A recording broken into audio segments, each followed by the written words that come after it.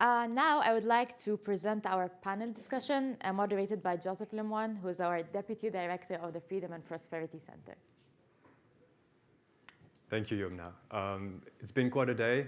We went on a journey through time, looking at the historical trends of freedom and prosperity, and a journey around the world, thanks to our great panelists today. Thanks to all of them that presented today. This last segment that would end this conference is the opportunity to answer some of the questions that you submitted online and in this room. So thanks to everybody that submitted questions. I am back here with our presenters from this afternoon, and let's jump right in. My first question goes to Professor Rubio-Marquez. So you discussed the limitations of the Freedom and Prosperity Indexes, and you provided us with a great list of red flags that apply to Mexico that indicates that the country might be in trouble on some metrics. Do you think that these red flags are transferable to other countries? Could we imagine creating an index just for that? Because you know we like new research ideas in the Freedom and Prosperity Standard. Or do you think that the whole point is that context matters? Thank you, Joseph. And I think I would say that although context matters and although contextual elements are key, I think there is something to be derived as a possible future adaptation or consideration, at least to an aspect of the way the Freedom and Prosperity Index can look into the future. As I said, I think that there's an element in terms of perhaps being able for it to be more forward-looking.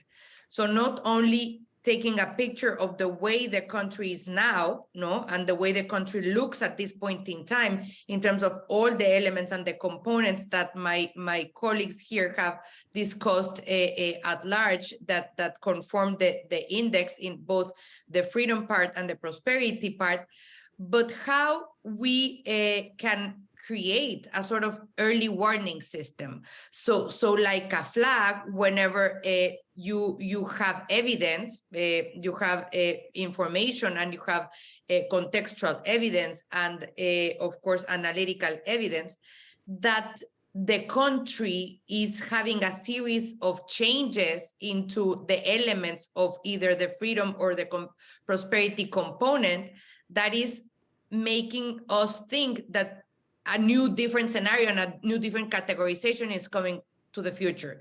So that can be for the upside, and that can also be for the downside. There's elements that you discussed this morning in relation to technology, artificial intelligence, machine learning. What elements, for instance, I'm thinking we can incorporate in order to be able to identify or to create this early warning system in order for the Freedom and Prosperity Index in the future. And I don't like to say, talk about limitations.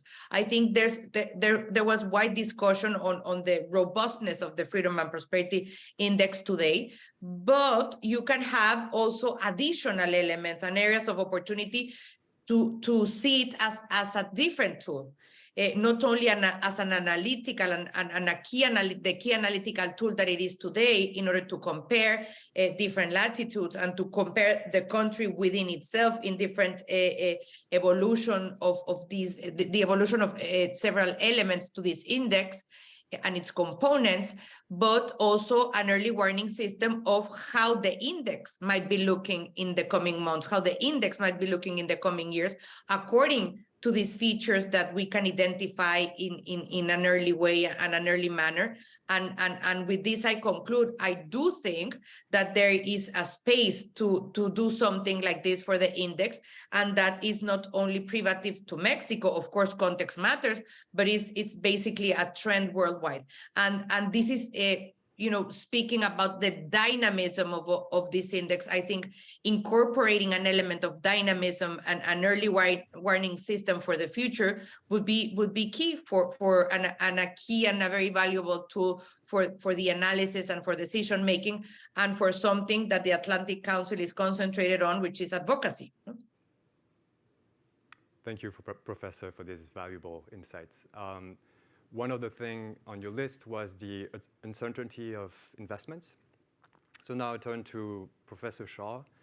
Correct me if I'm wrong, but I think India has been struggling to attract stable level of foreign direct investments. First of all, do you agree with that? But also, I know that you went deep in your analysis of the freedom and prosperity indexes. Was there anything in there that pointed you to the root cause of this struggle? I think a couple of very clear things which are in the index that point to the challenge that India is facing in attracting a foreign direct investment. One, I think I discussed specifically in my presentation, which was on the capital control and freedom of movement of the people. Right? So both are, of course, very important components of attracting foreign investment. And I think on both of those areas, India actually has a score of 0. So I think it quite clearly links the challenges India is facing in attracting FDI. I think secondly, the discussion I had about the legal freedom component, right, where the enforcement of contract is rather poor. I think the classic example that some of you probably already know, where a telecom company, Vodafone, was penalized retrospectively by a change in a tax policy. And company pretty much went bankrupt by just one single change. And I think that created a huge uproar in the international investment community about the unpredictability of legal rules, and particularly in this case was the tax policy of the government of India. Right? I think you can see some of those variations also in the legal freedom component and the subcomponents, some of which I discussed in the presentation. I think there's a good sort of building on the previous point about being able to predict what would happen once some of these changes happen in the components of the index. It tells you that if you regress on some of this legal freedom component on the capital movement and people of movement, then you would have direct impact on attracting FDI. Thank you. Another theme that came up multiple times today is the importance of security and stability as foundations for a prosperity agenda. I turn to you, Senator Farid. I know the United States Secretary of State Antony Blinken just was in Egypt to work on the strategic partnership on the regional security. So I wanted to ask you your views on that and how important is stability in the region for Egypt's own prosperity and Egypt's own freedom agenda, and how much do you think maybe this lack of stability has been hurting the country in the past years?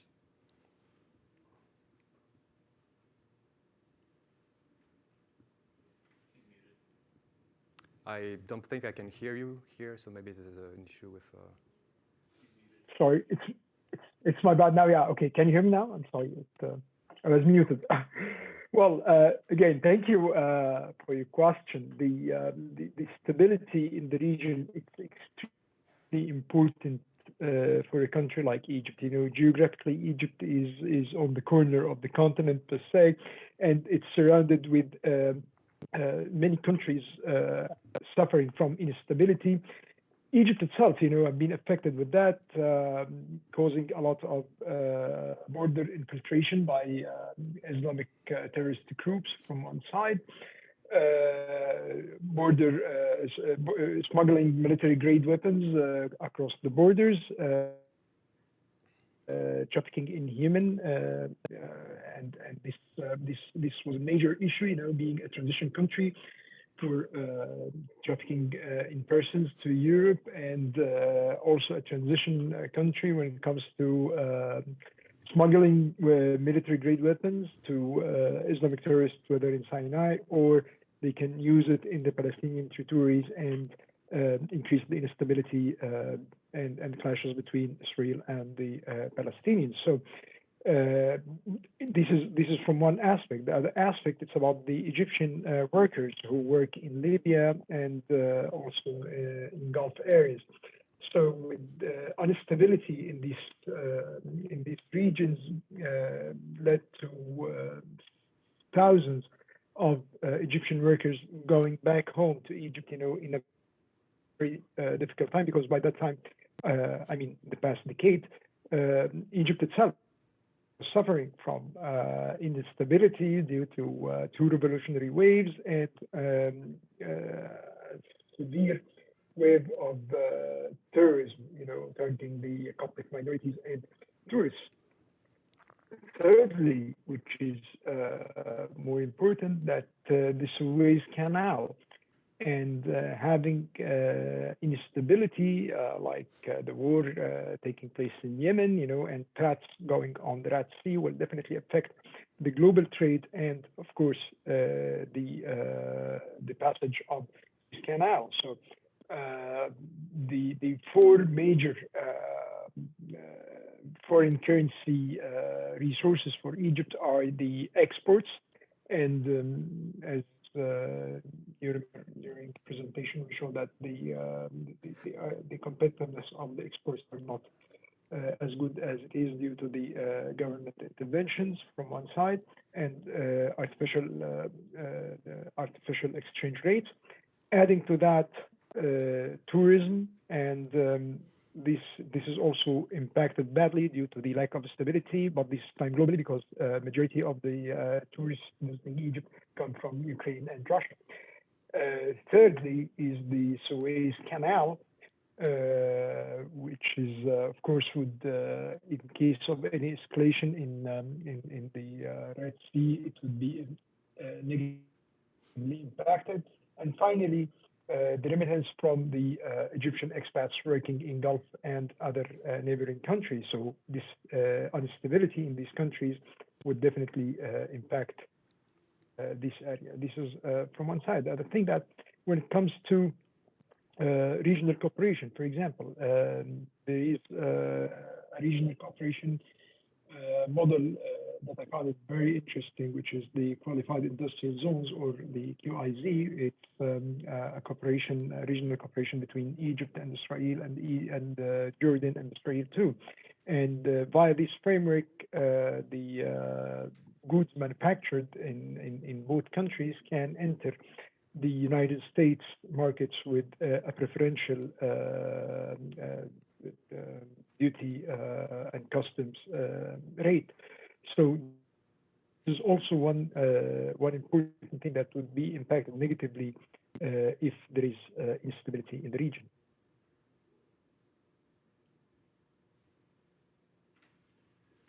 Thank you, Senator. You're welcome. Thank you.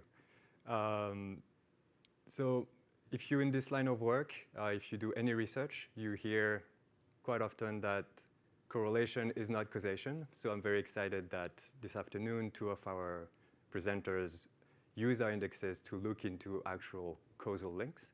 So I wanted to go back to these two studies and maybe discuss how they have a different approach and what would be the policy implications of those results. So first I turn to Professor Maciel.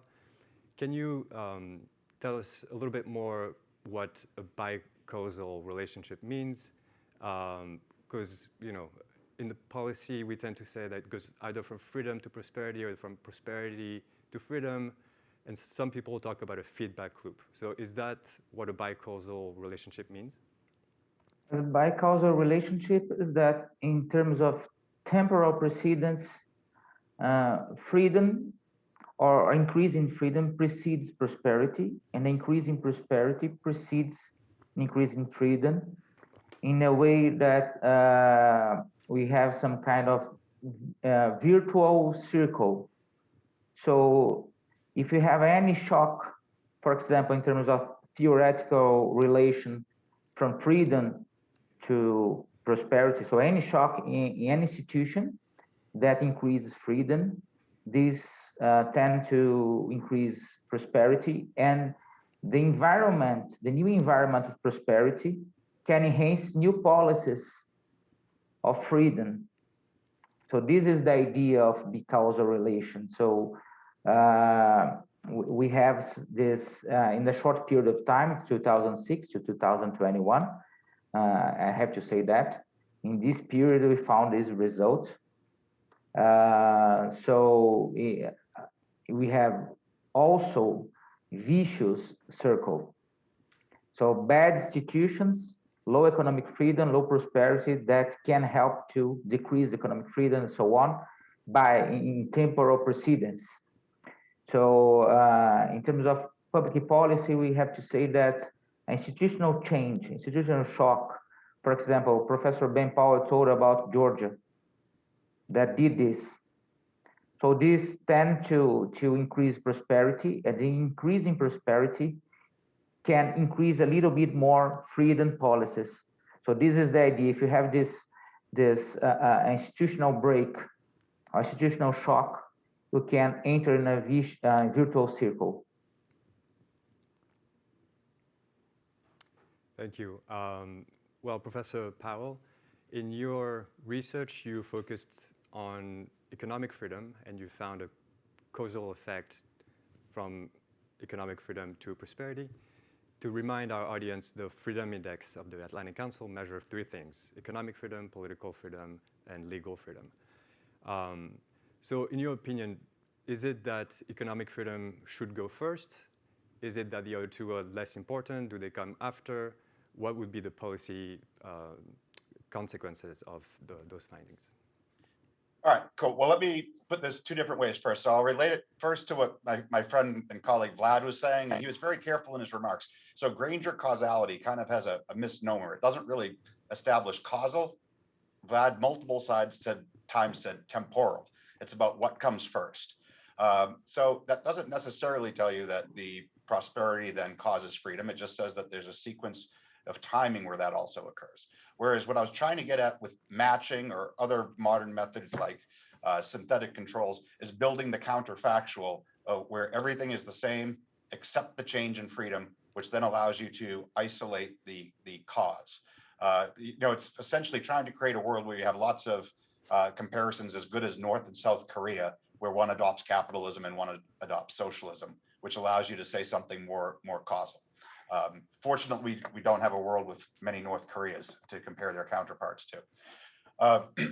With your other question, I think, so there's been decades of research of various freedom indexes of polity freedom, political freedoms, legal freedoms, economic freedoms. And I'm not saying that, so I think the theoretical connection from economic freedoms to better economic coordination that has measured prosperity is much stronger than the other ones. But that said, the correlation among these things is very tight. So places that are economically free tend to be politically free and vice versa.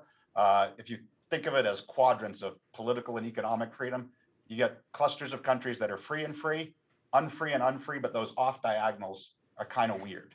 Occasionally you get places like a Hong Kong or a Singapore that doesn't have great political freedoms, but has high economic freedoms and is stable.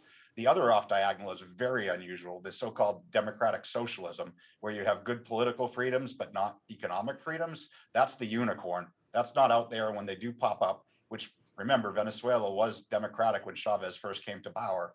Pretty soon its political freedoms go away and you end up with unfree. So I think that was the reason why we focused on the economic freedom part of it. But that doesn't mean that these other ones aren't important for other things that aren't necessarily prosperity.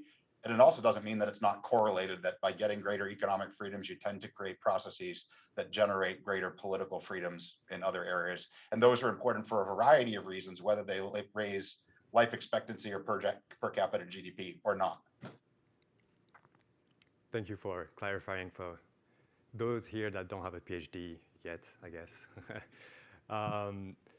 I go back to Senator Farid. There was a question for you, because you mentioned human capital quite a bit in your presentation and misallocation of public investments. So do you think that those investments would have been well placed on human capital than on big infrastructure and non-tradables like you mentioned?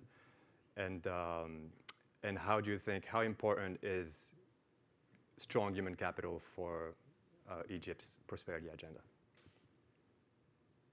Well, let's differentiate between two things. The investments in the infrastructure, it's important. Investments in power and utilities are important.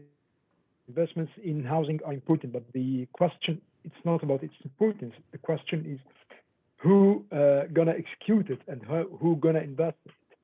When you depend highly on the public sector, on the state-owned enterprises, which are usually inefficient entities, and usually have a very complex relation between the financial relation with the treasury itself. For example, in the last year's budget, the relation between the public economic authorities, which are sort of state-owned enterprises, with the treasury was negative with 167 billion Egyptian pounds. To put it in context, this is almost 120% more the allocation for entire subsidies, including food subsidies, cash transfers, baby formula, medication, and so on. So this is an inefficient way of allocating resources. But if you allow the private sector to do its job, be the job creator, to put the flexible legal framework to allow the private sector to thrive and reduce the cost of compliance in taxation or legal compliance in general, you will unlock the potential and you let the market thrive and jobs to be created, and you can absorb the unemployment in a more efficient way than allocating these resources via the state-owned enterprises. On the other hand, you will have more fiscal space as a government to allocate these resources to develop the human capital. In a country like Egypt, with a population exceeding 104 million person, the majority of this population are young people. I guess almost 60% or something like that, under 30. So there are a lot of requirements on the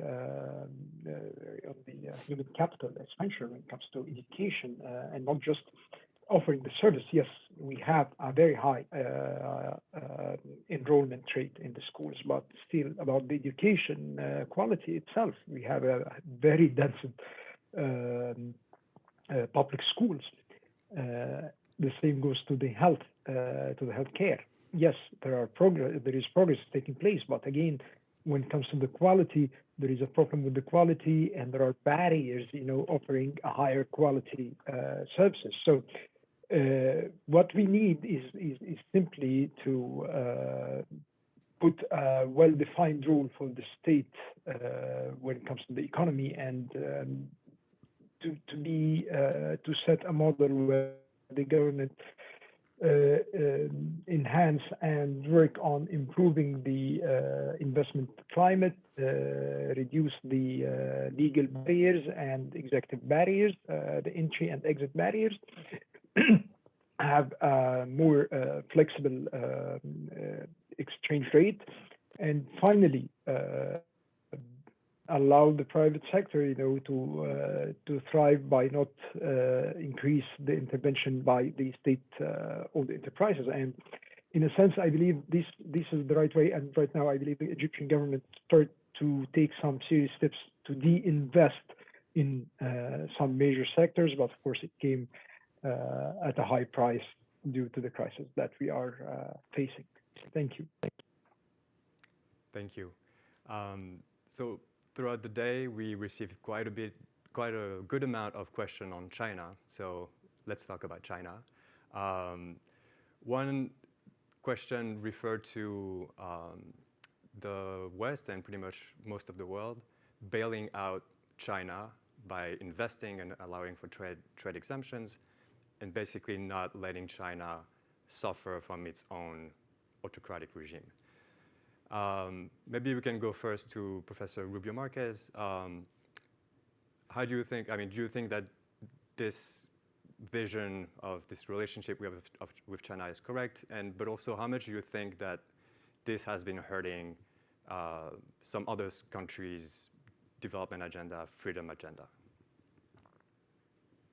I think it's much more complex than that. And the relationship between the China and the world, but in particular China and the US and allies, is not a linear one, no? So in the one hand, you have all these tensions building and the geopolitical tensions and geoeconomic tensions, and the relationship between China and Taiwan, and the sanctions imposed on Russia, and the reaction of China to those sanctions, and the fact that China is in the context of two not unexpected, but perhaps stronger than expected trends, no, out of the lack of growth, the lack of strong growth last year, no, and in the other hand, the reduction of population, no, for the first time in decades. So all of these elements have to be considered when one thinks about the relationship with China, that, as I say, is a more complex one, and you cannot de-invest in China, and you cannot stop using inputs from China for all the value chains that you depend on very largely. So I think that at least at this point in time, what we saw as an exacerbated tension between China and the United States is looking into more focused actions in relation to specific companies and specific sectors, as we have recently seen the exacerbation of sanctions to one specific or limitations to trade and to export to one specific company in China. But at the same time, the first visit in many years of the Secretary of State of the United States to China to perhaps looking for some kind of negotiation or detente in some sectors in the future, no? So I guess that we should understand this complexity, and we should understand the way geopolitics and geoeconomics are playing out, and the way I think the decision-making in China might change or might be reconsidered for the coming years and in the very immediate context, out of these two determinants that are hugely enormous constraints to the decisions that are being taken in China at the current moment. One, the lack of economic growth as it was expected last year, so not the 5%, but rather closer to 3%.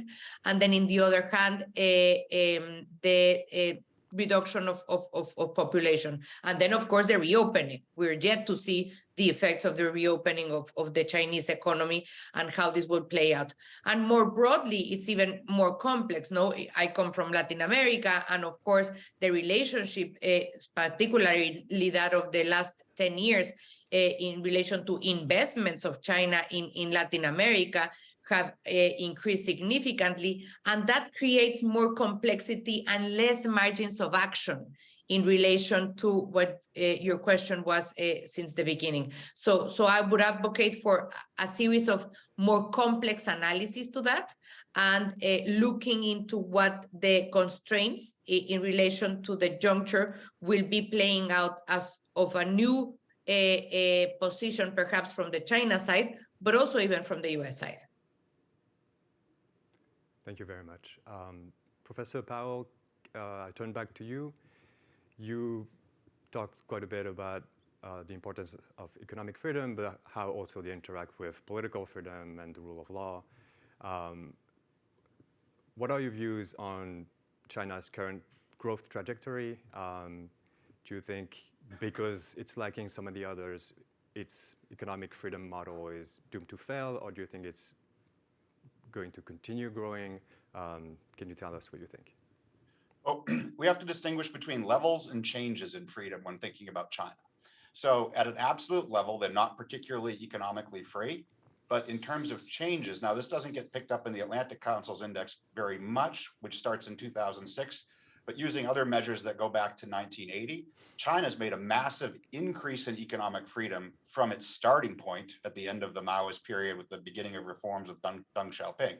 And a lot of the literature that looks at effects on prosperity of economic freedom finds that changes or improvements in economic freedom deliver more bang for your buck than simple levels of freedom.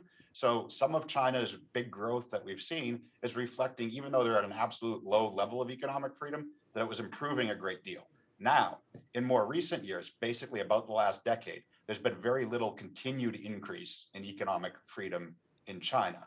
So that is in part responsible for the slowing growth. For the very short run of just these recent years, you know, their COVID fascism has done much to hurt their economy. But also, in terms of longer effects, and a lot of people miss this on commentating on China's growth rates, a lot of what was fueled over the last 2 decades was internal migration. People leaving low freedom, low productivity, interior provinces and rural areas and moving to relatively more free, more productive coastal cities. And the productivity gains of place between internal regions of China and freer cities on the coast are not fundamentally different than some between Latin America and the United States and the big gains that you see to an immigrant moving there. And as long as that flow is happening, that's going to impact your GDP growth. When that flow trickles off, it doesn't make you poorer. You're at a higher level of income. It just, you're not going to continue to compound it without that migration. And a lot of the forecast I've seen on this is that over basically the middle of this decade, most of that movement is going to peter out and lead to a lower growth in China then, which then coupled with the smaller population increase overall is going to limit their growth. But I would say that in terms of their our interactions with them, we need to recognize a difference between, and it's of course it's a continuum, and China's a little bit of a messy one, but a difference between the Chinese government and Chinese people and companies. And I don't think it's a good long run outcome for the United States to restrict trade with Chinese people and Chinese companies. Instead, we want to engage them in the market and hope that some of that economic freedom puts pressure on their political system to change, at least on the margin. And for that matter, to promote peace between our countries. Economists have long recognized that when goods cross borders, it's less likely that troops will. And I would certainly much rather be trading with China than fighting with China. We also need to recognize too, when the US government or any other government undertakes trade policies that are going to restrict trade to punish a country or the people of that country, 50% of the equation is restricting the economic freedom of our own citizens. Trade restrictions on China are a trade restriction on those people in the United States who would otherwise benefit from trading with Chinese people and companies. And that those losses in our freedoms should be very heavily weighed before deciding to abridge them. Thank you. That was a great answer. Thank you. Professor Shah, India is about to become the most populous country in the world, outpassing China because of the one-child policy in China. How much does India look at China to, think about where it's going, where it should be going or should not be going, and what do you think are the key challenges for India now that it's becoming, it will be officially the largest country in the world?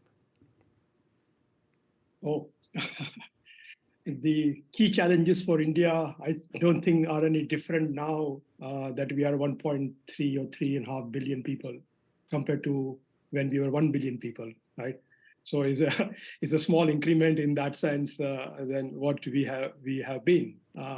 So I think challenges remain largely the same. I think in the context of India and China, the question that you are sort of posing to the rest of the panel, I very much agree with what Ben has said, right? We need to make a very fundamental distinction between people and the government. The whole idea of freedom is about freedom of individuals and people, right? And that's really is the focus of our conversation, focus of the work that Atlantic Council has been doing. I think in that context, we should not be distinguishing between people of a particular country versus people of other countries. And therefore, I think China has raised more than 700 million people out of poverty. I mean, that's great for humanity as a whole.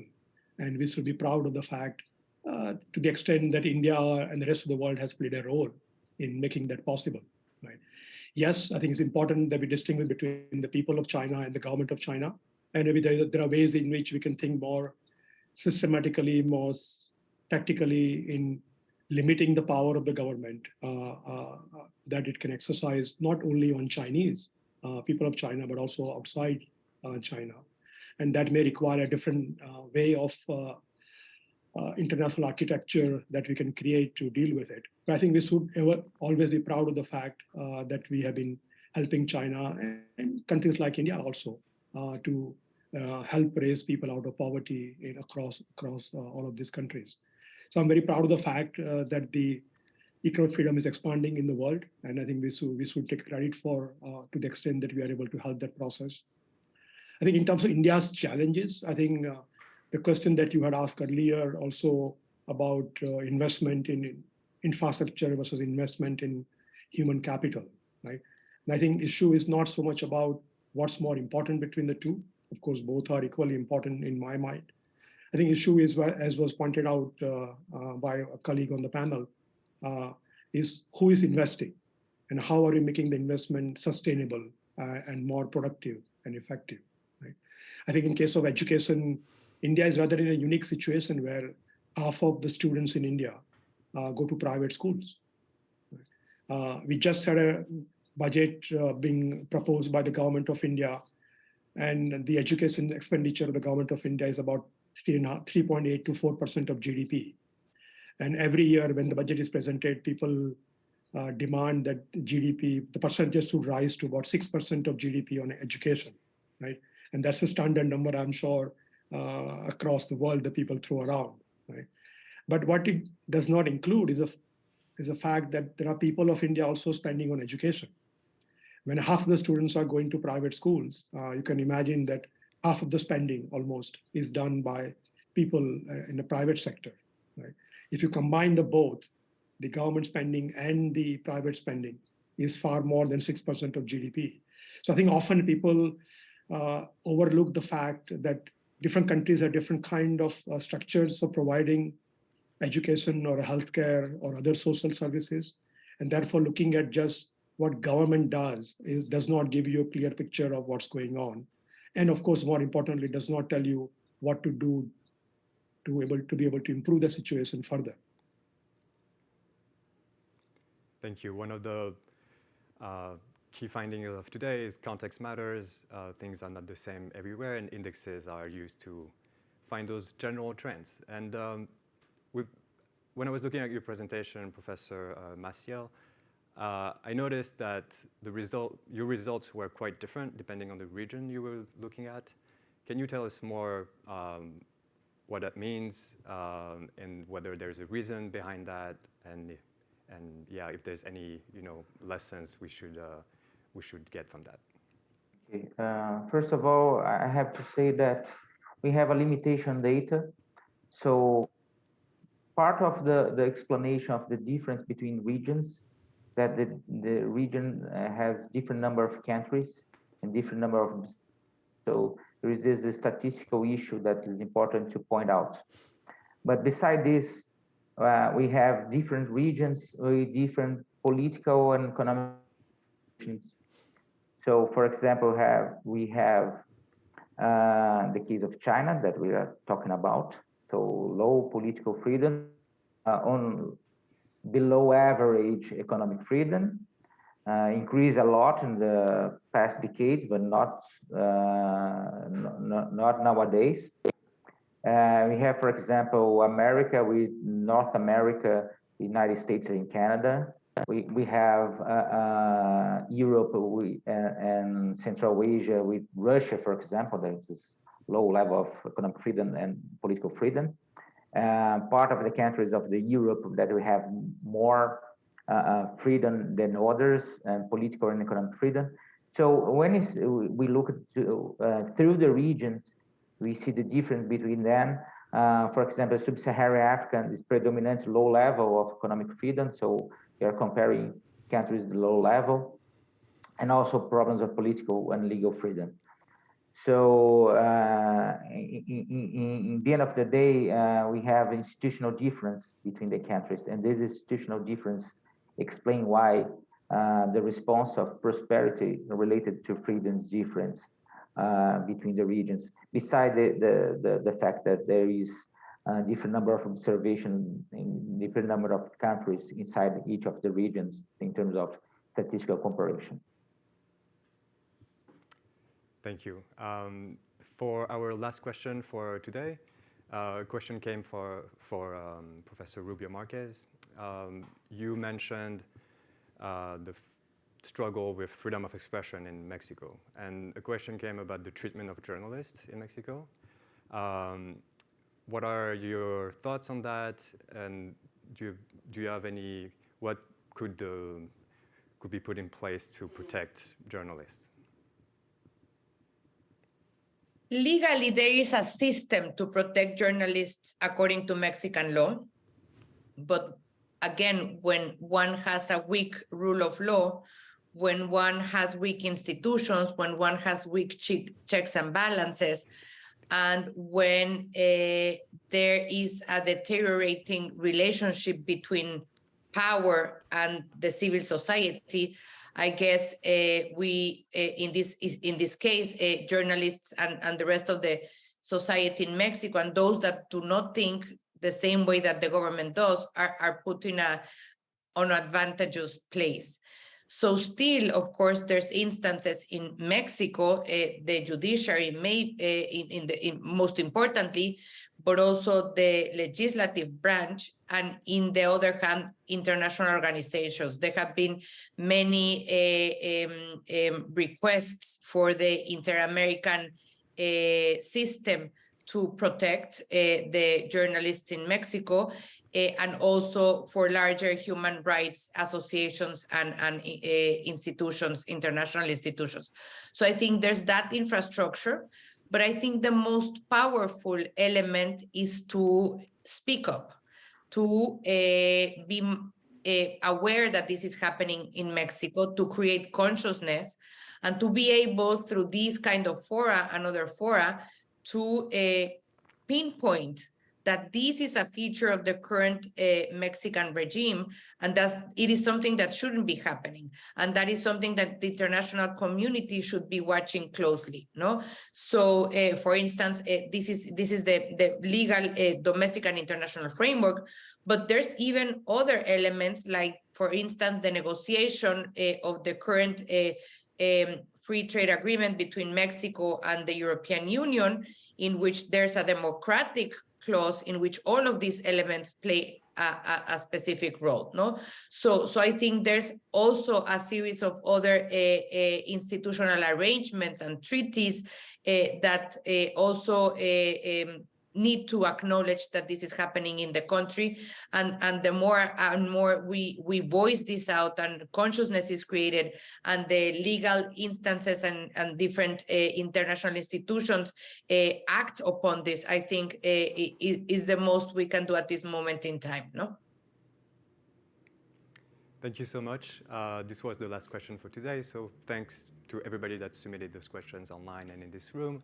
And of course, thank you to our great presenters. It's been quite a day. Let me remind you that all this presentation will be part of a book that our center would publish later this year. And so thank you to all of you for also contributing to this book. And to close this day, I give the floor back to Dan Negria, our Senior Director.